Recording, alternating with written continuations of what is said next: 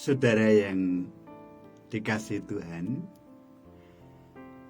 kembali bertemu dengan saya, Pak D. Pujianto, dan saya hadir di ruang pemirsa. Apa kabar? Harapan saya dalam pertemuan ini, saudara dalam keadaan yang sukacita, penuh dengan semangat, diberkati Tuhan, hidup dalam damai sejahtera dari Tuhan. Yaitu doa kami untuk saudara sekalian, dan terima kasih untuk tanggapan, terima kasih juga untuk like-nya, terima kasih juga untuk tulisan-tulisannya. Dan tentu ini memotivasi saya untuk melanjutkan pelayanan ini, karena bagaimanapun menyadari bahwa apa yang saya bagikan memberkati saudara sekalian. Nah, kali ini tetap sama, kita akan membahas tema besar kita, semangat saja, begitu ya. Kita memang kadang-kadang harus diakui, ya ini Bapak Sunawar sudah hadir. Diakui bahwa di dalam menjalani kehidupan seringkali ada hambatan-hambatan, ada persoalan-persoalan yang seringkali terjadi di dalam kehidupan kita yang itu sendiri tidak pernah kita pikirkan terlebih dahulu. Rumah tangga seringkali terjadi perselisihan pendapat, anak yang biasanya nurut menjadi memberontak. Ya ada saja terjadi permasalahan. Tetangga yang tadinya sangat baik tiba-tiba bermasalah, mempermasalahkan sesuatu yang seharusnya tidak perlu. Dan kadang-kadang dalam menjalani kehidupan ini menjadi hilang kekuatan kita, semangat kita hilang, karena banyaknya tantangan-tantangan yang kita hadapi.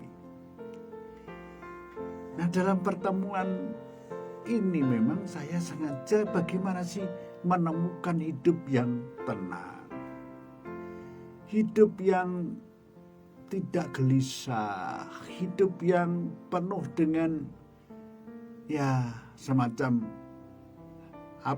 tidak ada kegelisahan di hati. Ketenangan hidup kita itu ditemukan di mana? Itu yang penting. Nah, saudara, saya akan mendasari pertemuan kita ini dari kitab Yesaya 30 ayat 15 sampai 18, dilanjutkan 40 ayat 28 sampai 31. Tetapi pada dasarnya ini adalah tambahan yang sebetulnya kita harus membaca kitab Kejadian pasal 43.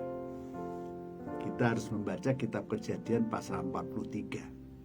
Dasarnya di situ, ini tambahan saja. Nah, tetapi tambahan ini penting karena akan menjawab tema ketenangan hidup. Ketenangan hidup ini ditemukan di mana? Nah, begitu. Ini ada Mbak Yanti Ungaran. Ya, selamat datang Mbak Yanti, rajin sekali ya. Saya akan membacakannya. Sebab beginilah firman Tuhan Allah yang Maha Kudus, Allah Israel. Dengan bertobat dan tinggal diam kamu akan diselamatkan. Dalam tinggal tenang dan percaya terletak kekuatan. Tetapi kamu enggan. Kamu berkata, bukan, kami mau naik kuda dan lari cepat. Maka kamu akan lari dan lenyap. Katamu pula, kami mau mengendarai kuda tangkas, maka para pengejarmu akan lebih tangkas lagi. 1000 orang akan lari melihat ancaman, 1 orang terhadap ancaman 5 orang kamu akan lari, sampai kamu ditinggalkan seperti tonggak isyarat di atas puncak gunung dan seperti panji-panji di atas bukit. Ayat 18. Sebab itu Tuhan menanti-nanti saatnya hendak menunjukkan kasih-Nya kepada kamu. Sebab itu Ia bangkit hendak menyayangi kamu. sebab Tuhan adalah Allah yang adil. Berbahagialah semua orang yang menanti-nantikan Dia. Pak Elia Sunarto, sahabat saya, selamat datang. Kita lanjutkan Yesaya 40 ayat 28 sampai 31. Ini ada Mas Median Elmon, Penyiar Radio Sanjaya, selamat datang. Ayat 28, Yesaya 40. Tidakkah kau tahu dan tidakkah kau dengar, Tuhan ialah Allah kekal yang menciptakan bumi dari ujung ke ujung. Ia tidak menjadi lelah dan tidak menjadi lesu, tidak terduga pengertiannya. Dia memberi kekuatan kepada yang lelah dan menambah semangat kepada yang tiada berdaya. Orang-orang muda menjadi lelah dan lesu, dan teruna-teruna jatuh tersandung. Tetapi orang-orang yang menanti-nantikan Tuhan mendapatkan kekuatan baru. Mereka seumpama Raja Wali yang naik terbang dengan kekuatan sayapnya. Mereka berlari dan tidak menjadi lesu.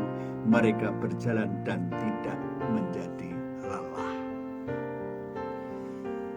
Demikian firman Tuhan. Berbahagialah saudara yang mendengar firman Tuhan ini, menyimpan dalam hati dan memegangnya di dalam kehidupan.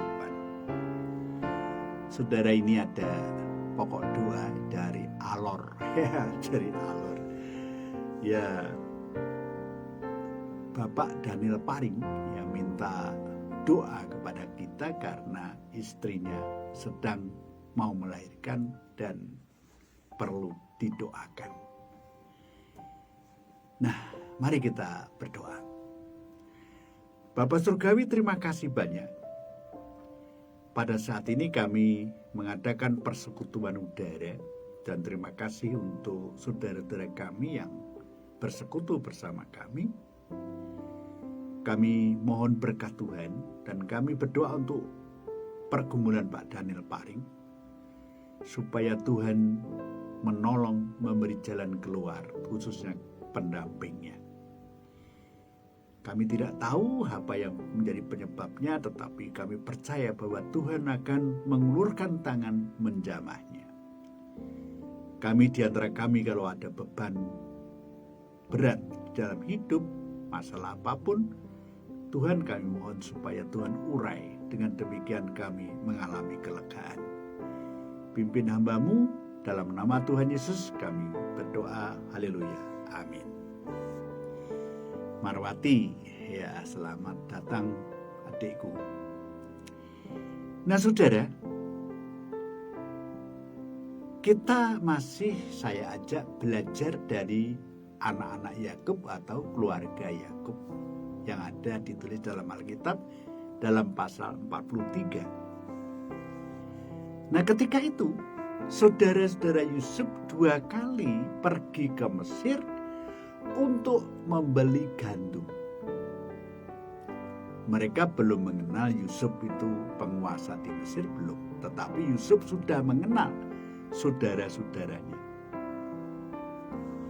Nah ketika mereka datang, sudah membawa uang, sudah membawa persembahan, sudah membawa Benyamin. Artinya mereka mencoba melunakkan hati penguasa itu supaya penguasa dan stafnya itu lunak hatinya, timbul belas kasihan kepada saudara-saudara Yusuf ini. Itu tujuannya, untuk memberikan persembahan, mengembalikan uang yang ada di dalam karung, membawa Benyamin. Artinya semua permintaan Yusuf ketika itu dituruti, saudara. Yang lalu saya mengatakan mereka tidak tahu karya Allah di dalam kehidupannya.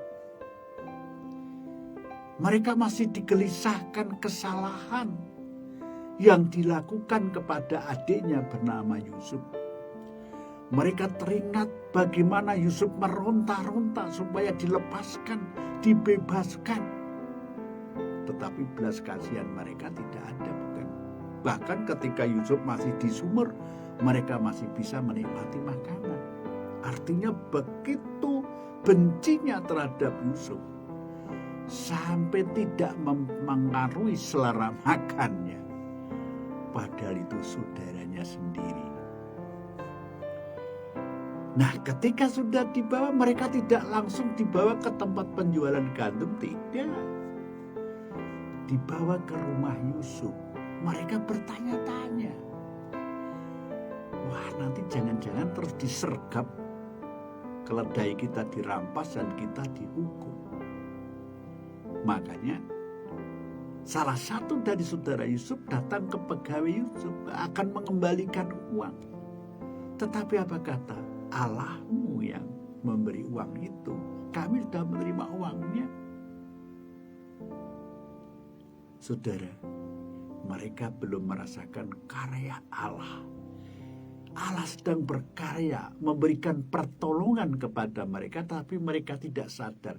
Mereka masih berorientasi bahwa semua itu, semua keberhasilan itu atas usaha sendiri, bukan ada Allah di dalam setiap pekerjaannya. Saudara, ketika mereka kumpul, mereka diajak makan bersama. Semua duduk berdasarkan urutan yang sulung, adiknya sampai kepada ujung Benyamin. Ketika Yusuf melihat Benyamin, betapa senangnya. Karena bagaimanapun Benyamin itu adalah adik kandungnya, satu ibu. Maka kata Yusuf kepada saudara-saudaranya, inikah adikmu yang bungsu itu, yang telah kamu sebut-sebut kepadaku? Lagi katanya, Allah kiranya memberikan kasih karunia kepadamu, anakku. Kejadian 43 ayat 29. Yusuf melihat adiknya itu tidak bisa menahan hatinya, rasa haru, rasa rindu, perasaan, berbagai macam perasaan tidak bisa dilepaskan, tidak muat hatinya, sehingga dia masuk ke dalam kamar dan menangis, pepat hatinya oleh kerinduan yang dalam, keharuan yang dalam. Dan yang luar biasa, Yusuf mengatakan secara khusus kepada Benyamin, kasih karunia kepadamu. Allah memberikan kasih karunia.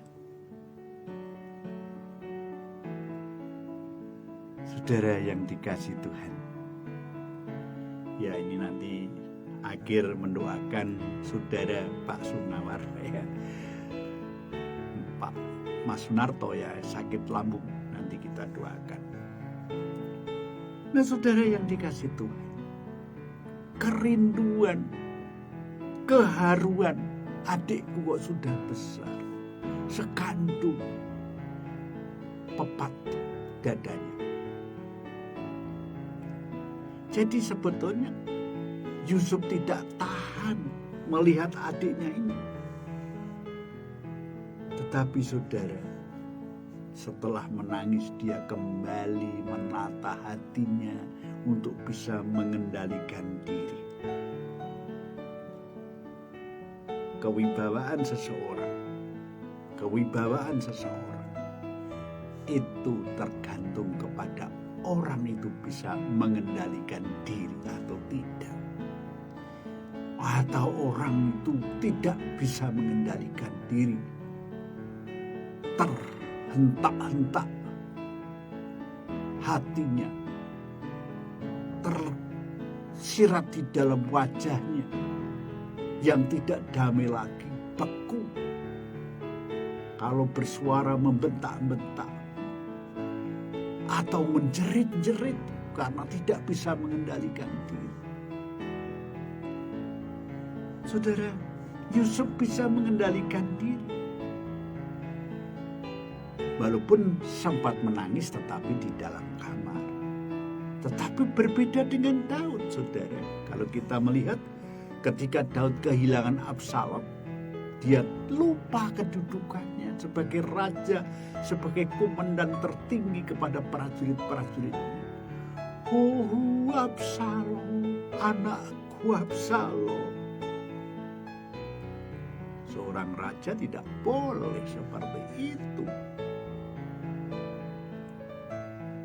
Dia harus bisa mengendalikan dirinya. Ya namanya peperangan. Mesti ada yang jadi korban, termasuk anaknya sendiri. Lebih-lebih anaknya memberontak kepada negara. Prinsip ini sudah salah. Dan memang prajurit kepada orang yang memberontak perlu dibinasakan. Itu adalah hal yang wajar. Jadi seorang pemimpin itu tidak boleh kalut pikirannya. Tidak boleh panik. Harus tenang. Coba kalau kita belajar dari Tuhan Yesus. Tuhan Yesus tidak pernah terburu-buru kalau dikasih tahu. Tuhan, di sana ada orang sakit. Datang, tidak langsung keburu-buru. Ayo kita ke sana, cepat-cepat, ayo. Enggak, tenang aja dia jalannya. Saudara, itu Tuhan kita yang patut kita teladani.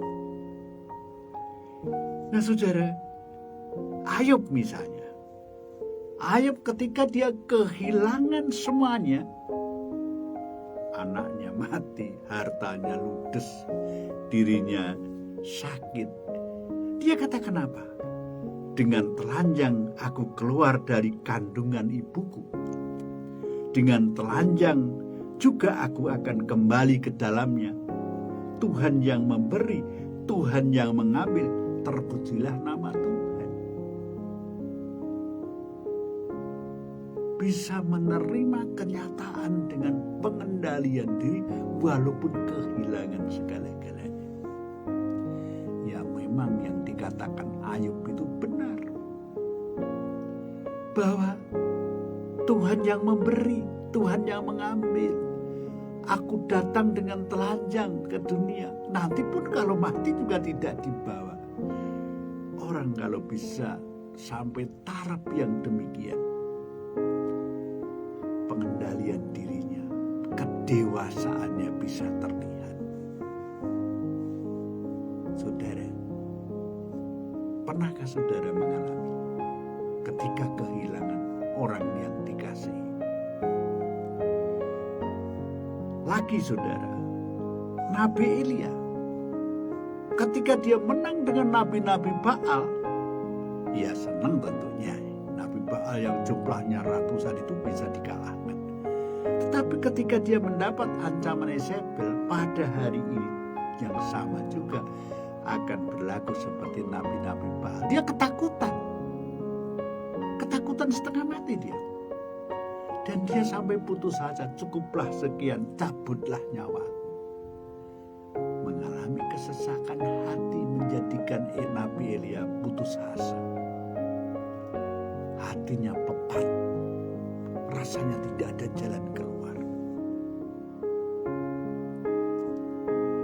Pada dasarnya saya menyimpulkan begini saudara, bahwa kesedihan, bahwa keharuan yang terlalu besar, selebar apapun dada kita ini, kalau sudah terjadi begitu tidak bisa memuat. Dan kalau sudah tidak bisa memuat, akan terlahir di dalam sikap kita. Kita menangis, kita bisa menjerit-jerit, entah bahagia atau entah sedih. Saudara yang dikasih Tuhan, itulah kenyataan kita sebagai manusia. Ada seorang teman, ketika ada teman gerejanya yang kehilangan bapak yang dikasihi, menjerit-jerit dia, menangis dan kakinya menghentak-hentak ke tanah. Kenapa saya? Kenapa aku ditinggal?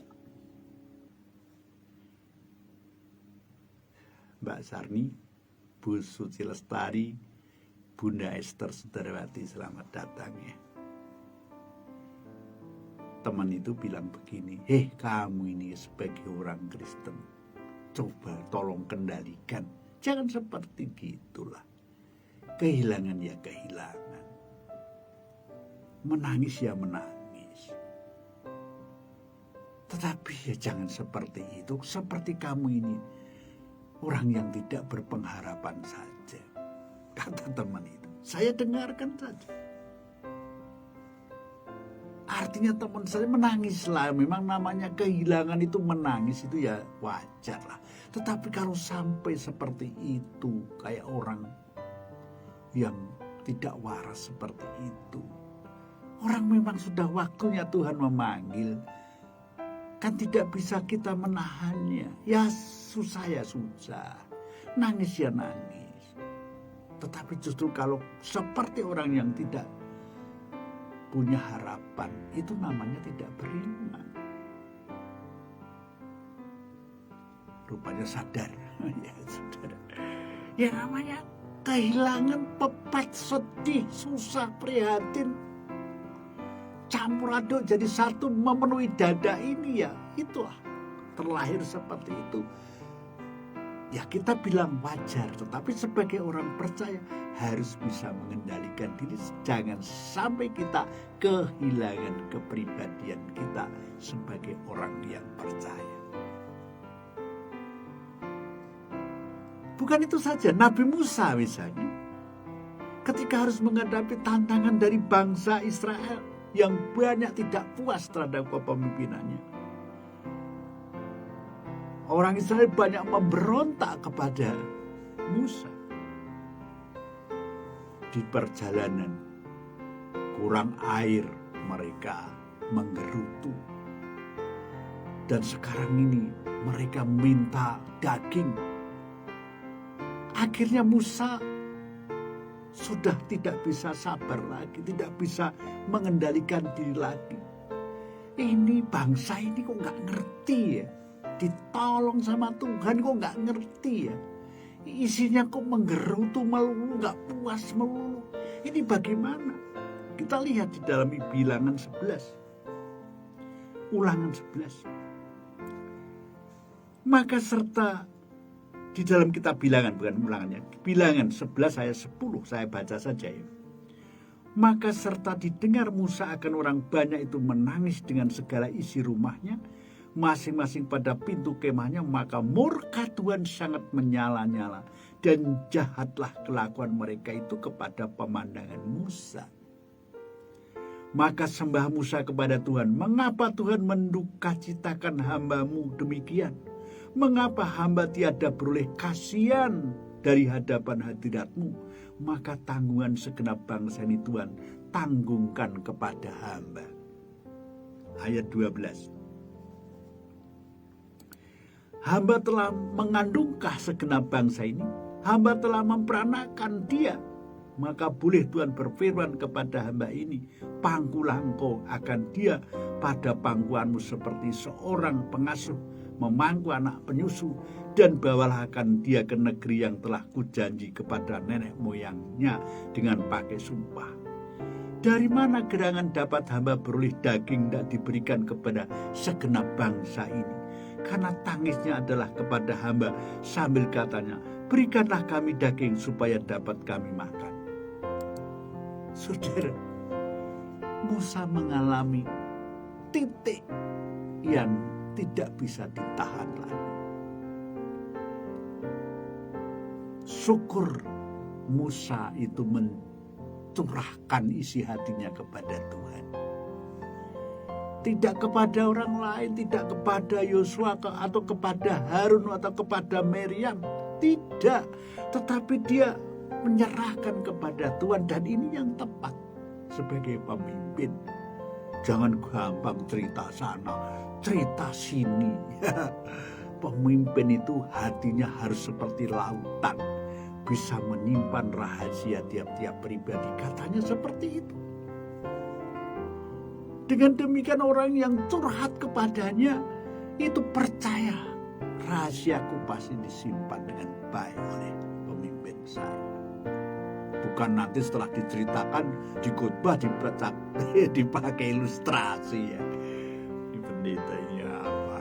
Ini kan begitu kan? Saudara yang dikasih, hati-hati jadi pemimpin itu, hati-hati. Musa tepat, dia mencurahkan isi hatinya kepada Tuhan dengan segala hati yang kesal, hati yang jengkel, hati yang marah kepada bangsa ini, dan dicurahkan di hadapan Tuhan. Dan sebaiknya memang seperti itu. Tuhan tidak ingin mengungkit-ungkit. Tuhan akan mendengarkan dengan sangat baik. Dan setelah itu dia memberikan pertolongan yang tanpa kita sadari. Pertolongan itu ada melalui berbagai macam cara yang dia lakukan yang tidak pernah kita duga. Itulah Tuhan kita. Tahun baru ini, sudah tahun baru. Kiranya kita mulai memahami hidup ini. Dan mulai Tuhan diutamakan. Tempat persandaran yang utama, tempat curhat yang utama. Pak Hartono, Pak Sukowidodo, selamat datang. Jadi bangsa Israel ini meminta yang tidak masuk akal, saudara. Bagaimana mungkin di padang belantara bisa hidup tiap hari? Itu sebetulnya kan harus bersyukur bangsa ini. Minta yang tidak-tidak, minta daging. Lalu Musa dari mana? Di padang belantara nggak ada binatang. Tetapi yang diminta yang tidak-tidak, ini yang membuat Musa sebagai manusia yang ditunjuk Allah menjadi memimpin bangsa menjadi jengkel. Saudara yang dikasih Tuhan, kadang-kadang bukankah kita juga mengalami seperti itu? Hati kita pepat, hati kita sudah tidak muat lagi menampung segala permasalahan yang ada di dalam kehidupan ini. Masalah ini belum selesai, ada masalah yang lain lagi. Saudara, ini ada cerita lagi. Seorang ibu yang begitu rohaninya, begitu rohaninya, sehingga tiap hari dia mengadakan persekutuan di mana-mana. Ada persekutuan A ikut, persekutuan B ikut, dan sebagainya. Sampai dia lupa kewajiban sebagai istri yang harus merawat suami, merawat rumah tangganya.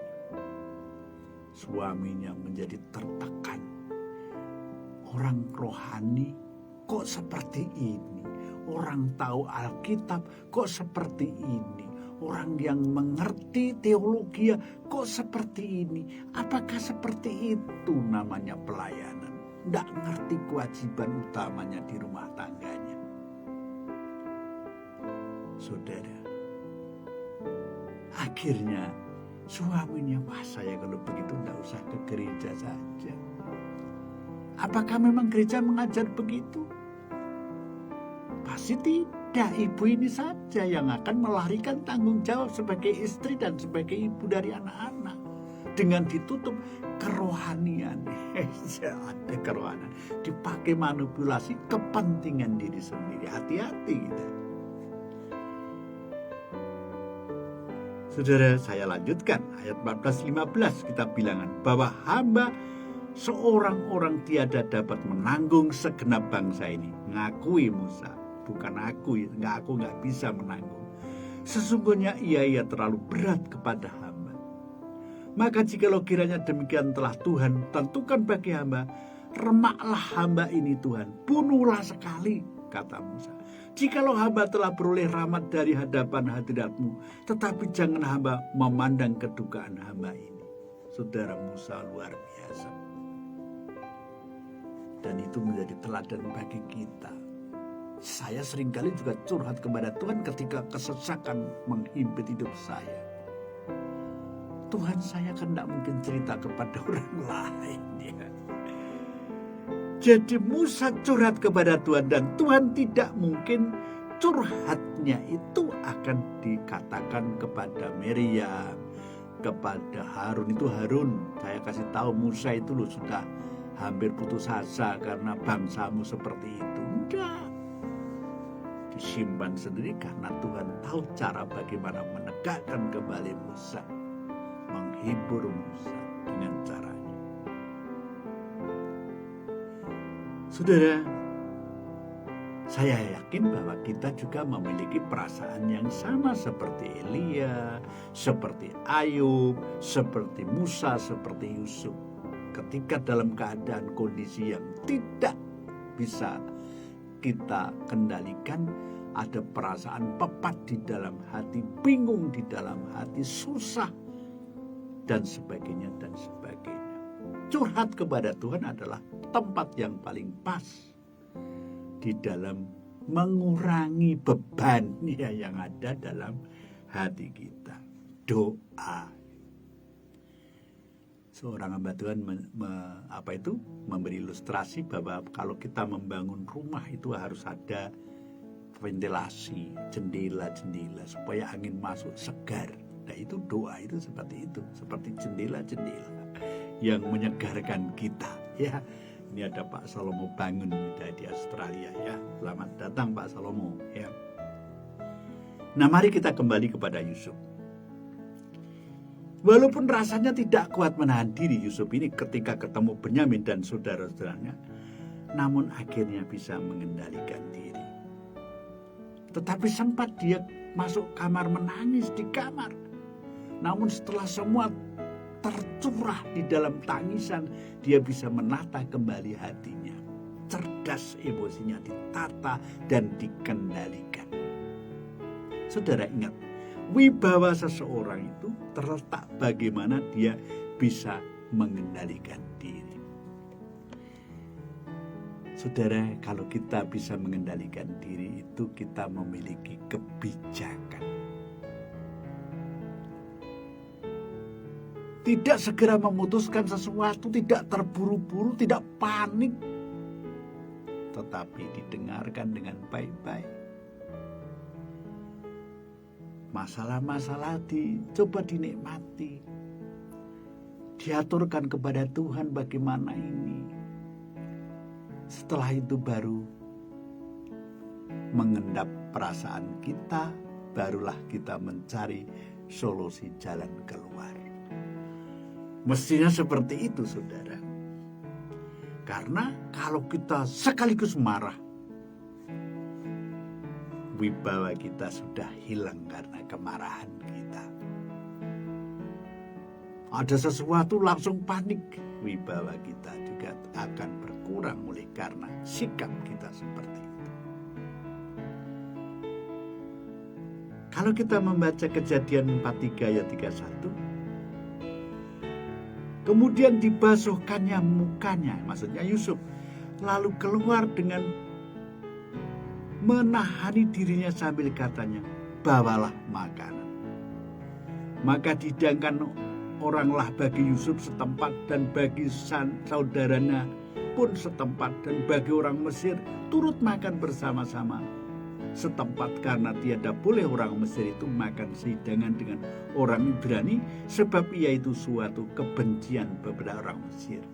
Maksudnya makannya di meja masing-masing, tidak campur. Maka duduklah mereka itu di hadapan Yusuf, yaitu yang sulung pada pangkat kesulungannya dan yang bungsu pada pangkat kesulungannya, sehingga heranlah mereka itu sekalian seorang akan seorang. Maksudnya yang sulung ditata demikian sampai kepada tingkat terakhir Benyamin begitu. Heran mereka. Loh, siapa penguasa Mesir ini sehingga bisa menata sesuai dengan kesulungannya, yang sulung adiknya. Dan itu mengherankan sekali. Bagaimana mungkin seorang penguasa berbangsa lain bisa menata seperti itu? Itu dalam hati saudara-saudara Yusuf. Tadinya saudara Yusuf berpikir bahwa dimasukkanlah di dalam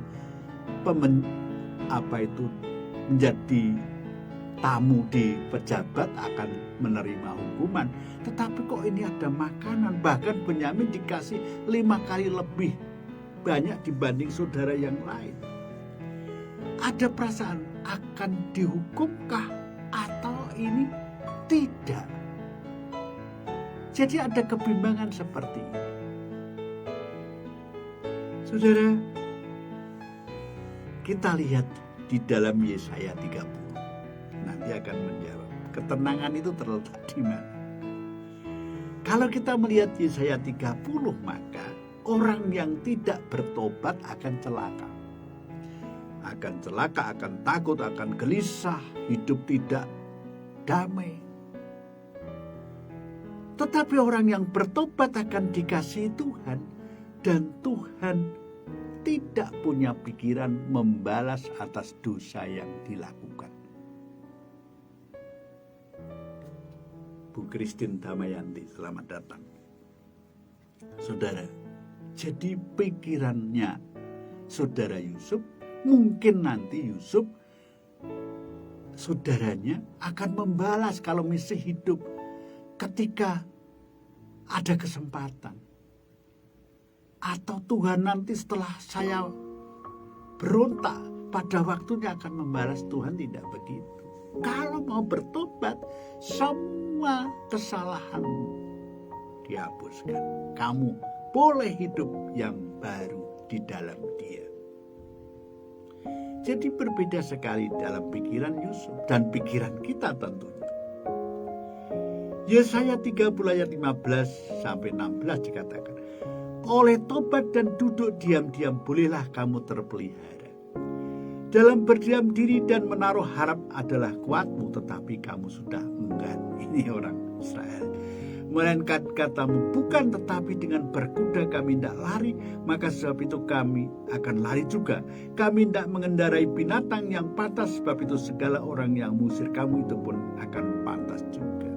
Orang tidak bisa menghindarkan diri dari hukuman, mau lari kemana saja, Tuhan tetap ada di sana. Itu maksudnya. Tetapi bagi orang yang bertobat, sudahlah duduk diam, menengadahkan tangannya ke langit. Anugerah akan diberikan orang yang hidup di dalam pertobatan. Tetapi bangsa Israel tidak begitu. Aku akan lari. Kalau sudah lari dan kekuatan tidak ada, kemana perginya? Ya tinggal diam. Tidak bisa kemana-mana. Dan hukumanlah yang diterima. Padahal maksud Tuhan, diamlah dan bertobatlah, sadari akan kesalahanmu. Aku ampuni dan aku beri anugerah. Saudara, orang itu seringkali tidak menyadari kekuatan diri. Kalau masih kuat, wah, suaranya lantang. Merasa bahwa tidak akan lemah. Tetapi ingat bahwa kita itu memiliki kekuatan yang terbatas. Kalau kita sudah tidak berdaya, mau lari kemana? Saudara, jangan sampai kita ini lari-larilah. Sudahlah, sadari, datang kepada Tuhan, bertobat. Aleta Carolina, selamat datang. Itu penting bagi kita, saudara. Ayat 18, kendatilah demikian, Tuhan juga bernanti-nanti tidak mengasihankan kamu, dan Ia pun akan bangkit juga, supaya disayanginya akan kamu, karena Tuhan itulah Allah yang berbuat insaf. Berbahagialah segala orang yang menantikan Dia. Tinggal menanti. Saudara, ketenangan, kedamaian itu akan ditemukan ketika kita hidup di dalam pertobatan. Saudara, ini ketenangan karena Tuhan tidak mungkin menghukum orang yang bertobat. Justru Tuhan mengasihani dan Tuhan akan memberkati orang itu. Ya, Mas Yoga Pranata ini dari Bali, selamat datang. Saudara, lihat apa yang dilakukan Tuhan terhadap orang yang hidup dalam pertobatan. Ia juga ini 40, Yesaya 40 ayat 29 ya. Ia juga yang mengaruniakan kuat kepada orang yang penat dan ditambahinya kuat kepada orang-orang yang tiada bergaya lagi. Bahwa orang muda boleh menjadi penat dan lemah, dan orang teruna pun boleh tergelincir dan jatuh. Tetapi orang yang harap pada Tuhan itu kelak membaharui kuatnya dan terbang naik dengan sayap seperti burung nasar. Bahwa mereka itu berlari-lari dan tiada tahu penat, mereka itu berjalan-jalan dan tiada tahu lemah. Orang yang hidup dalam pertobatan diberi kekuatan oleh Tuhan. Orang yang hidup dalam pertobatan diberi kasih karunia, kekuatan yang tidak bisa diukur secara naluri manusia. Bayangkan Yusuf ini, dibuang dari tengah keluarganya. Hidup di bahasa yang berbeda, budaya yang berbeda, orang yang berbeda. Dari anak kesayangan menjadi budak. Tidak mudah. Setelah itu kena fitnah lagi dari istri majikannya. Harus masuk ke dalam penjara. Tetapi tidak satupun tulisan Yusuf menggerutu, Yusuf mengeluh, Yusuf menyalahkan orang lain. Semua diterima dengan ikhlas. Ya namanya hidup harus jalani saja kalau begitu. Saudara ingat baik-baik. Jalan hidup kita tidak bisa diwakili orang lain. Mau atau tidak mau, kita menggerutu atau tidak, kehidupan yang jadi bagian kita harus kita jalani. Maka benar kata Paulus kepada jemaat Tesalonika, mengucap syukurlah dalam segala hal apa saja yang ketemui di dalam hidupmu. Karena dengan mengucap syukur, dalam keadaan apapun ada kekuatan yang timbul di hati kita. Sehingga kita kuat menjalani kehidupan ini. Nah saudara, yang terakhir adalah dari peristiwa ini kita belajar. Belajar bagaimana? Kalau kita sabar menanti, maka kita akan mendapatkan kesempatan untuk bertobat. Di sini kita lihat saudara Yusuf sudah membawa hadiah, uang, Benyamin. Saudara Yusuf menanti dan mengakui kesalahan, maka anugerah diberikan kepada mereka. Mereka bisa hidup bersama Yusuf di Mesir. Mereka mendapat tanah, mereka mendapat hak istimewa yang luar biasa karena mengakui kesalahan. Yang kedua, sabar menanti itu kita menjadi sebab mendapatkan kelegaan. Tidak perlu memiliki kuda untuk bisa berlari cepat. Tidak perlu. Penting duduk menengadah ke langit, menanti kasih karunia Allah. Dan Dia akan berikan kepada kita yang kita butuhkan, yaitu kelegaan. Saudara, hidup tenang, hidup damai, hanya didapat kepada orang yang hidupnya dalam pertobatan. Ini jawabannya. Nah, kiranya apa yang saya sampaikan menjadi berkat bagi saudara, dan kita akan mendoakan saudara Sunarto yang sakit lambungnya ya. Tadi kita sudah mendoakan istrinya Bapak Daniel dari Alor ya, kita akan mendoakan saudara kita Sunarto. Mari kita berdoa. Bapak Surgawi, terima kasih banyak hamba-Mu sudah menyampaikan kebenaran. Kiranya apa yang hamba-Mu sampaikan menjadi kekuatan dan kemantapan di dalam mengiring Tuhan. Terima kasih untuk kesempatan ini. Dalam nama Tuhan Yesus Kristus kami berdoa. Haleluya, amin. Dan sekali lagi hamba-Mu teringat akan saudara kami Sunarto yang sakit lambung. Malam ini bersama-sama kami mendoakan supaya dia bisa disembuhkan dari sakitnya. Tetapi bukan hanya saudara Sunarto, semua saudara kami yang sekarang ini lambungnya sakit oleh karena satu sebab. Kami berdoa supaya Tuhan tolong dan Tuhan sembuhkan. Terima kasih Tuhan, kami akan mengakhiri dalam nama Tuhan Yesus Kristus. Haleluya, amin. Terima kasih perhatian saudara-saudara Pak Albinusa, Pak Pendeta ya. Saya minta maaf tidak bisa melayani tanggal 2 ya, karena tanggal 30 ke Boyolali. tanggal 31 di Kediri, tanggal 31 lagi ada pelayanan. Akhirnya tanggal 2 sudah lelah Pak, saya minta maaf sehingga saya tidak bisa melayani gereja Pak. Tapi lain kali jadwal lagi saya akan datang ya. Nah, Tuhan memberkati, sampai ketemu di lain kesempatan.